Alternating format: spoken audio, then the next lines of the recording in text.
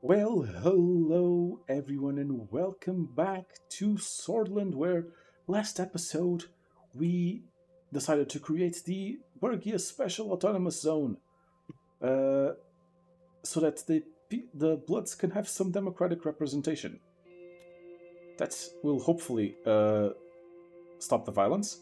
Hopefully, balance energy prices. Okay, budget allocation on healthcare. I was having my afternoon tea in the State House office in there and going through the newspaper. One of the headlines piqued my interest. It read Polio Crisis in Velen. Before I could start reading, I heard a couple of knocks. Pascal entered, followed by Lucian. Mr. President, it's time for the scheduled healthcare meeting. Good afternoon. Please take your seats. They have taken their seats, and Pascal produced documents from his suitcase. He put them on the table. Pascal looked at the newspaper I was reading. Very troubling news from Velen, Mr. President. I have just returned from a meeting with our top scientists on the matter of polio. It seems to be spreading. What are we doing to prepare? We have notified all of our healthcare staff, especially the ones closer to the Velen border. Unfortunately, these are also the more rural areas where we lack equipment and staff. What I was told by our researchers was that with the current infection rate, there will soon be millions of people affected by polio. We need to be ready for any possibility. I doubt it is that serious yet. Regardless, back to the topic, Mr. Pennywell. Pascal put on his reading glasses and went through the documents. He didn't say anything for a whole minute. Mr. Pennywell? Yes, of course. Let's start. He put the papers down, cleared his throat, and looked at me. In general, I am very content with the budget decision that was made. This comes as a very pleasant surprise that we all welcomed at the ministry. The overall mood has been positive as the administration focuses more on the healthcare.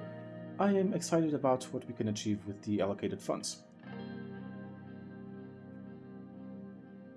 Uh, Providing better healthcare is our goal, this administration will be known to have supported the welfare services.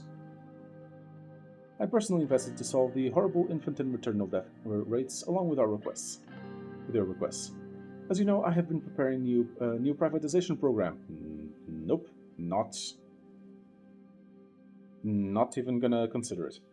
That would create funds through selling an unused ministry property and some extra taxes. Okay, if it's selling unused ministry property, that's different. That's not privatizing healthcare. They're just buildings that aren't being used that you can sell off. That's entirely different. I actually support that. I know of this too, Pascal, but this goes against our economic doctrine. Additionally, health is a key sector people expect to have in public hands. Aside from creating additional funds, there is a long-term problem with privatization in a country like Swordland.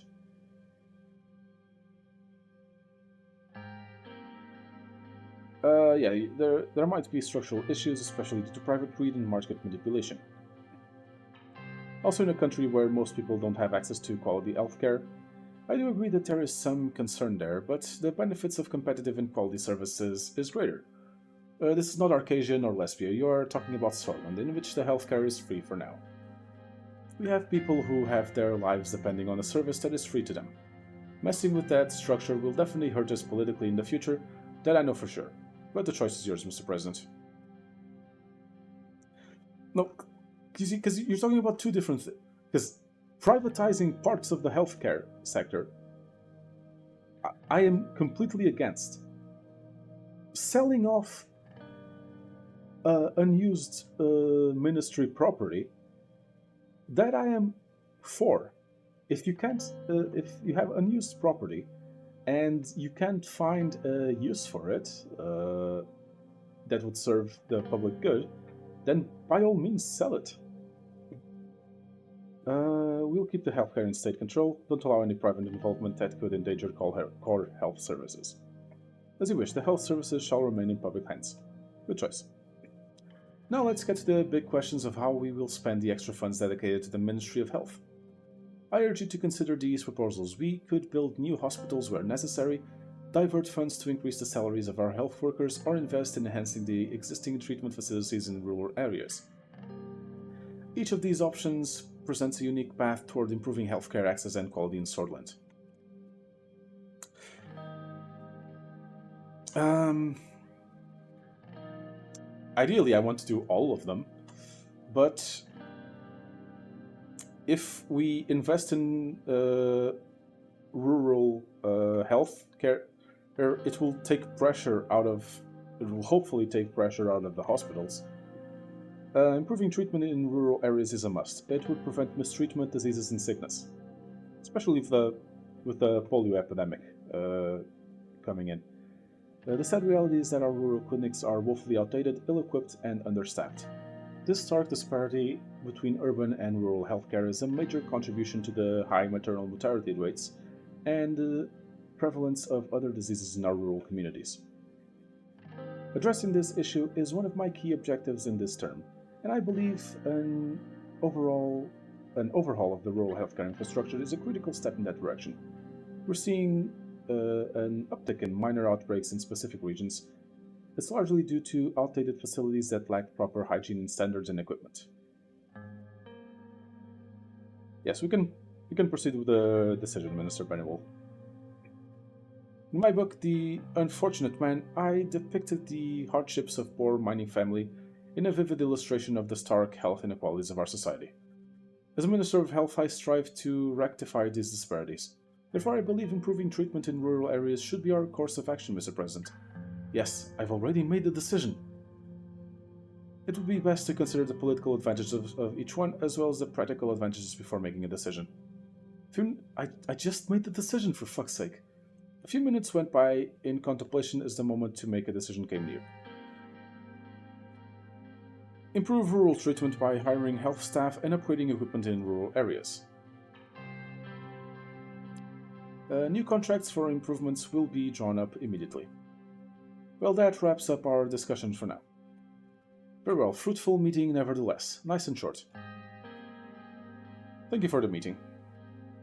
Pascal gathered his documents and left along with Lucien. Okay, the line is ticking more up, I think. Hopefully. Well, military initiates assaults on targets. Not great. Okay, Central Bank Reinforcement Act.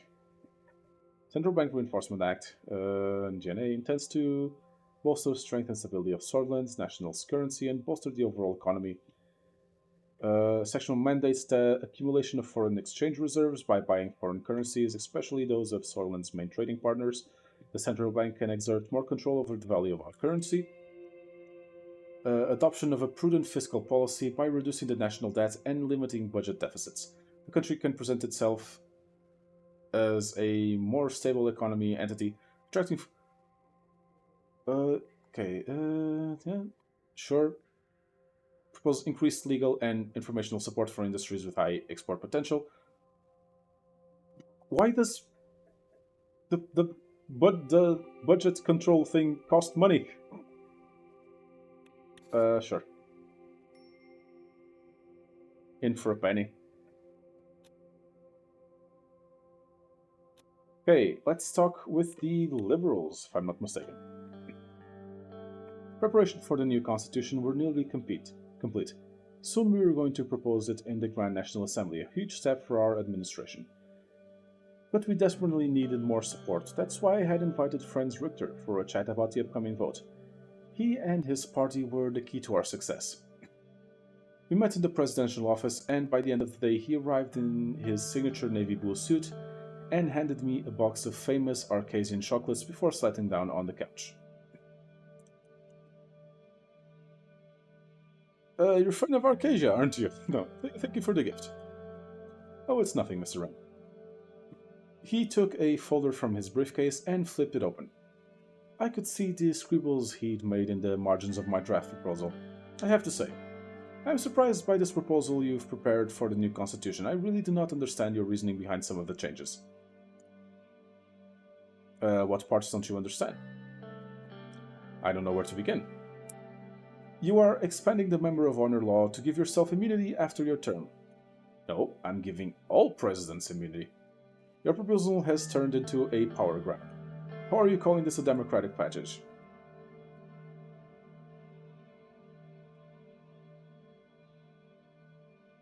You prefer Soul's constitution?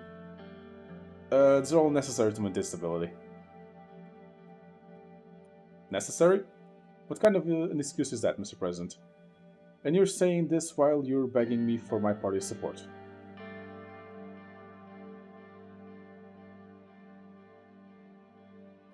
I still believe we can accomplish meaningful change together. The only problem is your proposal does not contain anything meaningful. Look, Mr. Rain, it does not contain anything meaningful. There's plenty of changes there. There's simply no way that we can support this. Let's not kid ourselves any longer. You're trying to destroy the old guard only so you can take their place.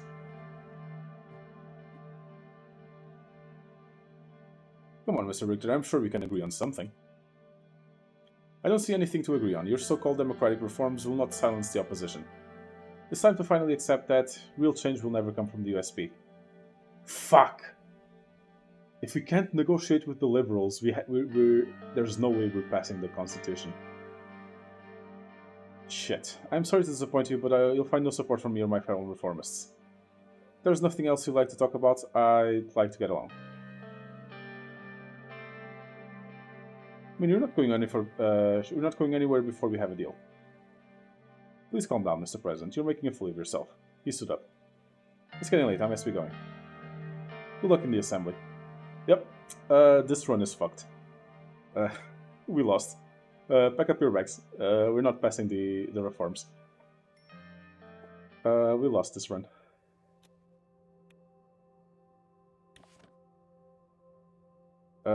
Announced that the party will be doing everything in their power to block the constitutional changes.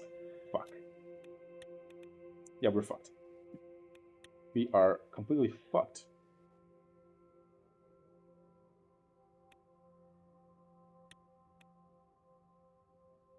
Okay. Taurus Holdings were the ones we did last time, right? We can't afford them. Let's go with the Storage State Corporation. We can't afford anything else. Okay, let's see updates on education.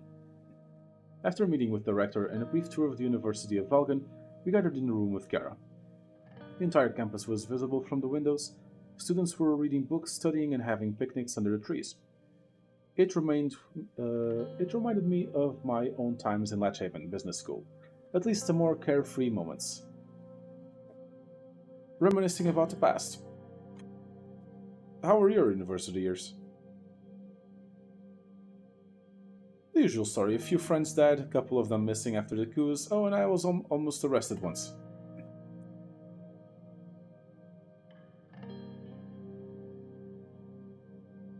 Yeah, we all went through tough times back then. Some of us more so than others. Let's not get sidetracked. I want to start off by saying this. It comes as at a welcome surprise in Swordfish politics to see President uphold their promises regarding education. I am making sure that the additional funds are being used in the best way possible in order to resolve structural issues. Speaking of, I want to thank you for allowing me to lead our education system in the right direction. By removing nationalist indoctrination and traditional teachings, we have unlocked the potential of the next generation.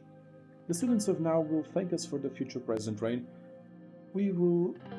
For we have unlocked the potential of critical thought the society desperately needed. In this way, you have surpassed all the leaders before you. I did only what was necessary. I'm optimistic about the path that lies ahead of us now. She nodded and brought out a stack of papers from her bag. Spinning her ballpoint pen, she went through the papers, organizing some of them together. Our ministry has prepared the necessary framework regarding how to spend our increased education budget. I have outlined 3 potential options. We can build new rural schools, improve the standards of existing ones, or increase salaries for all education workers. We have the capacity to implement only one of these options. Okay. Yeah, let's build rural schools. Let's move on to the decision and get on with it. She put the pen down and looked at me. Yeah, build new rural schools. Our primary goal must be to increase access to education.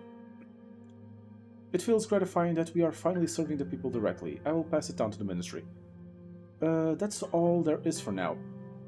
I have talked with Miss Suno to schedule some time to discuss the curriculum. She's a very astute woman, your secretary. You may want to consider promoting her. She's a goddamn spy, she is. We will meet again very soon. Thank you for your efforts. Kiara put the papers back in her bag and left the meeting room. Okay, airport's under construction. CSP's Unity Conference in Galmland, a commitment. Okay, Gazom State shares divestment.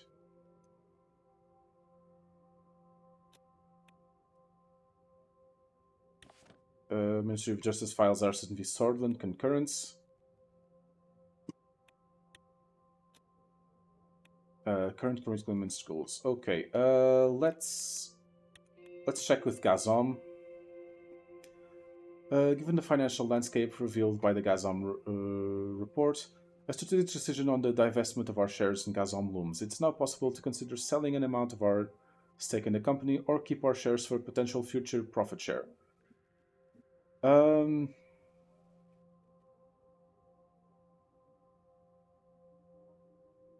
Okay, let's keep the shares, because then we also can keep some control.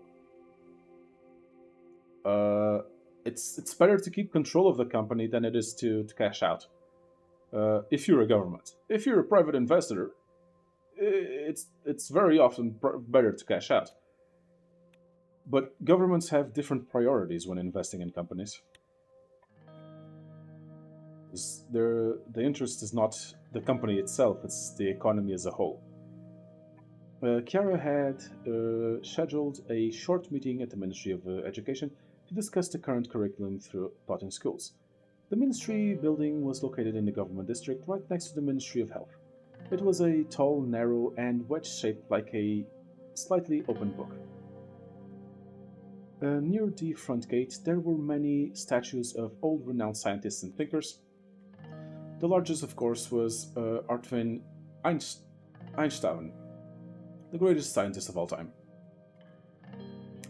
Above the main entrance was the familiar inscription, In Stratton sis agnicar avdril grena int ola almergul tene int ola mexis. Love conlangs so that I can butcher them tremendously. Education is the premise of progress in all societies, in all families. Inside the building, I was greeted by Kara's assistants. They led me to a meeting room where she was waiting inside. She stood and gripped my hand. Good afternoon, Mr. President. Good afternoon, Kara. I will cut straight to the chase. Our progressive reform of the Sutherland education system is well underway, but there is one sticking point. It involves evolution versus creationism. It's not a question. As it currently stands, school across Sutherland can decide whether to include evolution, creationism, or both in their curriculum. Yes, get to the chase. I already know my decision. Rural schools often decide in favor of creationism, only which puts students at a disadvantage when it comes to entering university. Like, have a religious studies class where, among other religions, you can also teach, when you teach Christianity, you can teach creationism. And then you can teach creationism across different religions. Just don't put it in the science curriculum. The effects is especially noticed among young women. My suggestion is to make the teaching of evolution mandatory and preferably ban creationism altogether. I don't agree with teaching our children supranational nonsense like creationism. That's great to hear. It sounds like we are already aligned on the matter. Lucian Galad knocked and entered. Excuse me, some urgent business kept me away. Welcome, Mr. Galad. Mr. President. Miss Welda. We're just discussing the columbium. Kara has made some excellent points. Very well, let's hear them. Continuing from my previous point, it's my conviction that we should require the mandatory teaching of evolution in Sutherland's public schools and cut creationism completely out. If we want children from rural areas to have the same opportunities as their urban counterparts, this is the way. Yes, this is the way. Opening students' minds and reducing the role of religion in schools will also lead to more equality between young men and women. Ms. Walda, don't bring your pet cause into this, Mr. President. There is other considerations you may not have thought up about. Although I believe in evolution, we must be careful not to alienate our rural conservative voter base. We owe a lot to their support. Forcing their school districts to teach evolution could irreparably damage our standing with them. Every modern nation is reducing or removing creationism in their curriculum. Yet we are supposed to allow schools to promote fundamental and yes, sexist ideas from their 1,000 years back. So is that what we are doing now? Copying what other nations are doing instead of paving our own way? If it works, why not? Look at the analysis. It is clear that the superpowers are doing something right. Should we reinvent the wheel, Mr. Galad? You speak as if we don't import any influences from other countries. That's not what I said. Their voices started to get louder and louder. I held up my hand for silence.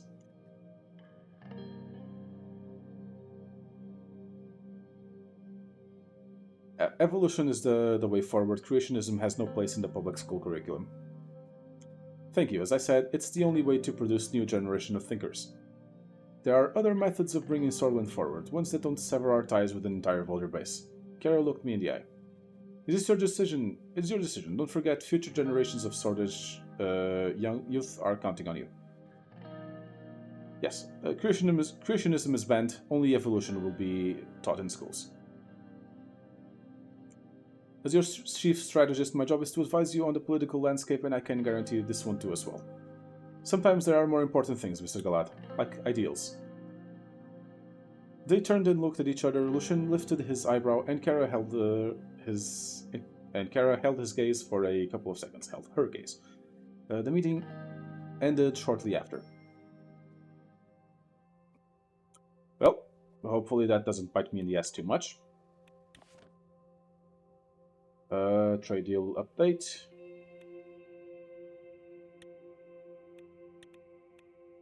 Growth is ticking up, which is good. Valen operations a mixed success. Define success. Rehabilitation of canal, the balancing act of Aito. Okay. Governor Brigadier reports results. Anti-corruption police investigation update. No concrete proof of corruption. Okay. Keep digging. Language bill prepared by Casaro. Economic report from Valgan. Head of Teachers Association of Swordland resigns. Because of creationism. Fuck. Probably should have kept both, but oh well, we've already fucked the constitutional amendments, so.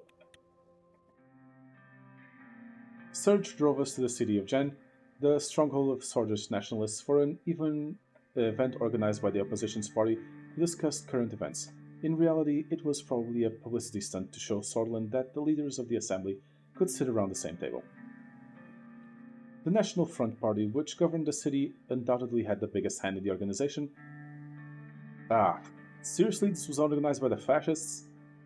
It was not a coincidence that it fell on Victory Day. Today was a day of special symbolic importance for Swordland. Every year, on the 14th of March, proud patriots from all ages gathered to celebrate the end of the Swordish Civil War and Tarkin Soul's victory.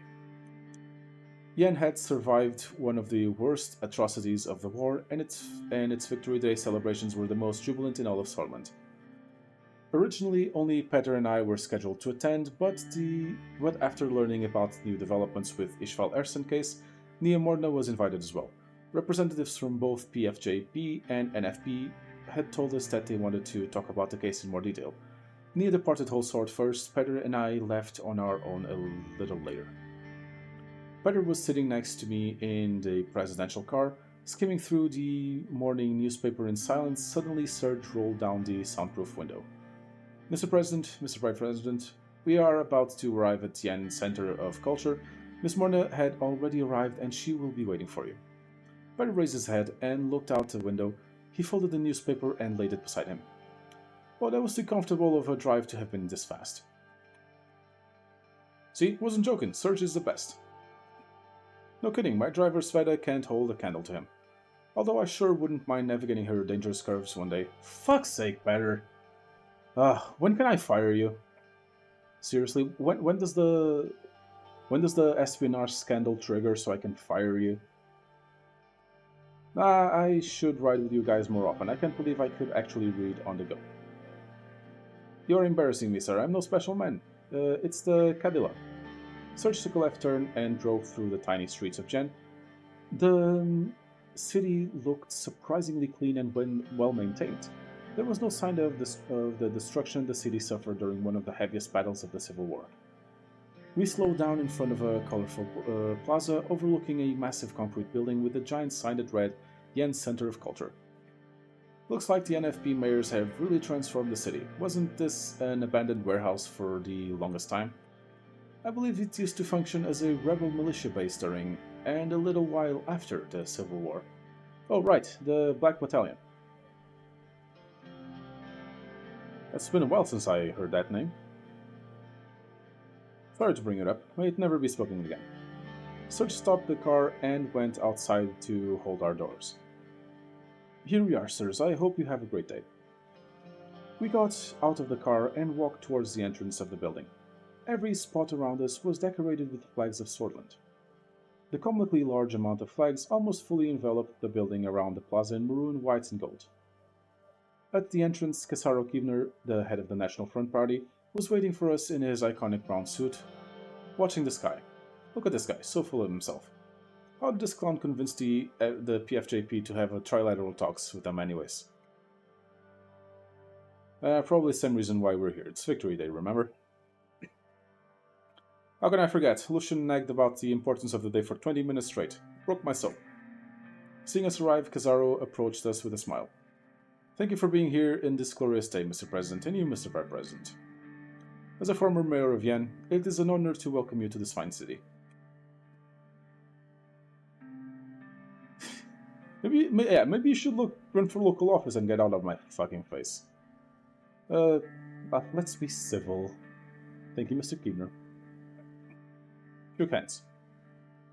Do I have to? I don't want to shake hands with a fascist, but fine. Thank you for organizing this, Mr. Kiener. The representatives of the PFJP and Minister Morgan are already inside the private meeting room. Hopefully we'll be finished before the festivities start. Xaro gestured at the doors behind him. Shall we?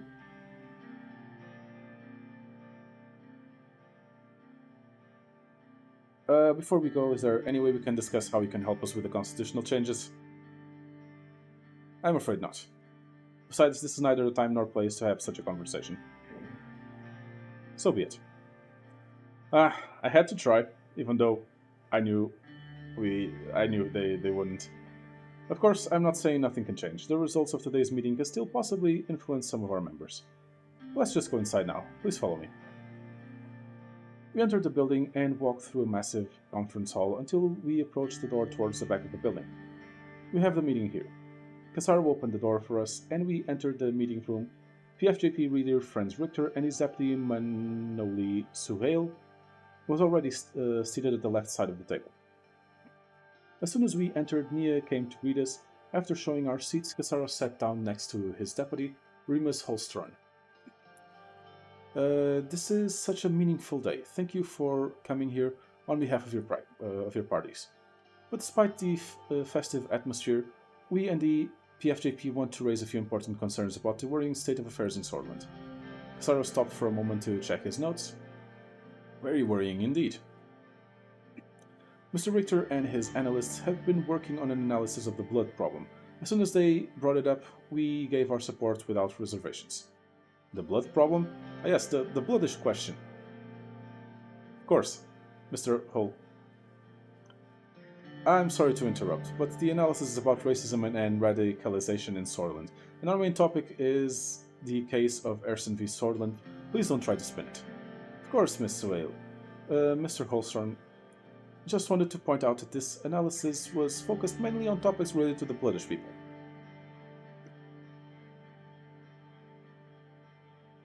I refuse to discuss this topic without any bloodish representation. Actually, Mr. President is completely right. Hold up, guys. Let's hear them out first. We are representing the parties of the Assembly here. We did invite representatives of the Workers' Party of Blodia to join, but they refused. Another proof that they have a different agenda. If they were genuinely concerned for the plight of their people, they would have come today. Or maybe they just didn't want to sit in the same table as you cunts. And I'm not sure why I am sitting at the same table as you cunts. But our people shouldn't worry. The Swordage Patriots are here to defend them instead. For fuck's sake. I will hear you out, but know that I will not act on anything before talking to the representatives of the Bloodish community. Let's get back on track, ladies and gentlemen. He gestures at friends. I want to give the word to Mr. Richter to explain the issue. Thank you. Our analysis of the current tensions between the Bloodish and Swordish population in Sorland display a worrying picture. As much as I hate to say it, the threat of the Bloodish Freedom Front is getting real again. The situation with Rumburg and Velen is very concerning. The increasingly discriminatory action of the governor of Bergia are resulting in the radicalization of many young Bloodish people. Distressingly, the number of radicals have increased significantly after Velen's Operation Bear Trap. I must also point out that the recruitment numbers of the BFF have significantly increased with nearest communities. Peter frankly looked through his papers.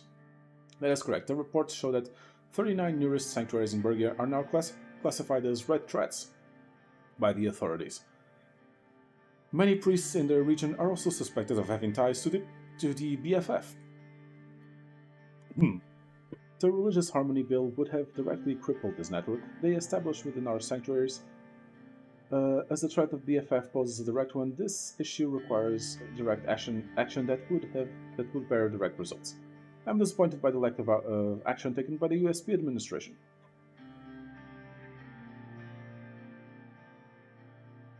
Your bill would have unnecessarily raised the already high tensions. You did well by feeding me, Mr. President. Our suggestion is to finally enforce the official language of our country as stated in the Constitution. We are working on the Unified Language Act. It is directly aimed at the breeding grounds of the Bloodish Freedom Front. The police have infiltrated 32 BFF training grounds in remote towns around Bergia that pose at middle schools. Despite all the evidence, similar schools keep popping up. And so-called activists are constantly blocking Governor Braun's attempts to stop these schools, claiming he is attacking their right to language. Can't take away the Bloodish people's right to be educated in their own language. This is insane. Please read the proposal carefully. It does not take away anyone's rights. It's only given the... Motherfucker does actually kind of look like Oswald Mosley. Both of them. It's the mustache. It's mainly the mustache. Cunts. It does not take away anyone's rights, it only gives the state a way to control the radicalization in the schools that reach Polish nationalist propaganda. Shove it up your ass. And according to the Constitution, the language of Sorland is Swordish. If nothing is being done to enforce that, we are breaching the Constitution. This law simply enforces it. With all due respect, Mr. Keedner, this bill is not strong enough. The Polish language should be completely banned. We know people like Mrs. Swale or Miss Morgan will never even vote for your watered-down bill. Remus. Casaro repositioned himself on his chair and continued.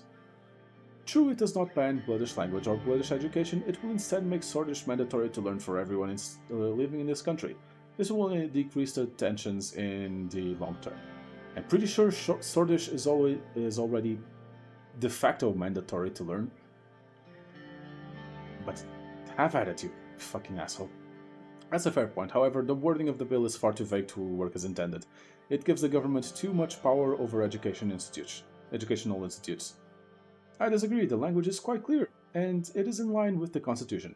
But we can still improve it, of course. It is true that it gives more control, but it's a necessary compromise.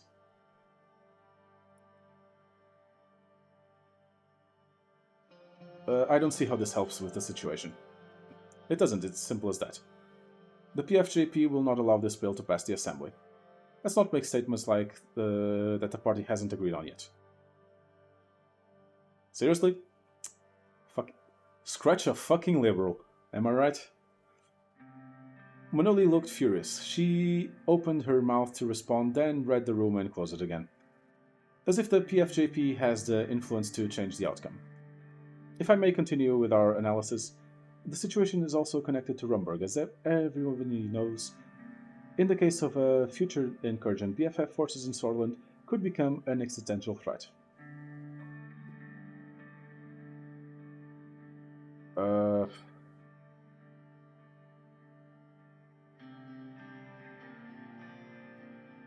One point I need to mention is that we are already working on removing the authority of the governor. That's surprising, but great to hear. We have to do something about it because the reality is the secessionists are on the rise. He adjusted his tie and continued. That makes dealing with the armed militants crucial in the short term. I'll be honest, I myself have underestimated this threat, but judging by the current climate, a spark is all the BFF needs to start violence on a mass scale again. Our analysis matches with what the Ministry of Interior shared with us, but despite this fact, we believe the Ministry is hiding information from us, which is actively fueling the tensions behind the scenes. As much as I now support a strict response against the BFF, it must also be coupled with the expansion of rights for the Bloodish people. It's the only way to fight against the radicalization. You're half correct. That is the BFF. That is BFF propaganda. What rights are we talking about here? What can a sword in Swordland do that a blood cannot? Are you using soft language as a cover-up for your willingness to negotiate with terrorists? You're a BFF apologist, Mr. Richter. Calm the fuck down. Remus shouted the last sentence, better trapped on the table to get his attention. Please do not raise your voice, Mr. Holstern. The mood in the room had turned sour. Is the USP that desperate for Mr. Richter's support now? Manoli bellowed out a loud laugh. Mr. Vectorn is the last person to sway the PFJP. What's that supposed to mean? Enough. Everyone calm the fuck down. Everybody went silent and looked at me. From now on, nobody speaks until the speaker finishes their point. The Suzerain fighter nodded. You heard the man. Please finish your point, Mr. Richter. Yes, our administration should take all possible opportunities to expand the rights of our Bloodish populace while stamping out the BFF militants in parallel. This must be a long-term strategy. However, we require your support with a more pressing matter. This might have been significant consequences for our Bloodish citizens and may serve as a dangerous trigger if we are not careful. Franz gestured at Manoli. She carefully placed several pieces of paper in front of her. And this episode is going long. Fuck. Hopefully this will end soon. Mr. President, Mr. Vice President, and Miss Minister. As you already know, there is a major Supreme Court case at the moment. Ishval Ersen is suing the governor of Bergia, Felix Braun, for infringing upon the liberties of Bloodish people and demands that the constitution be revised.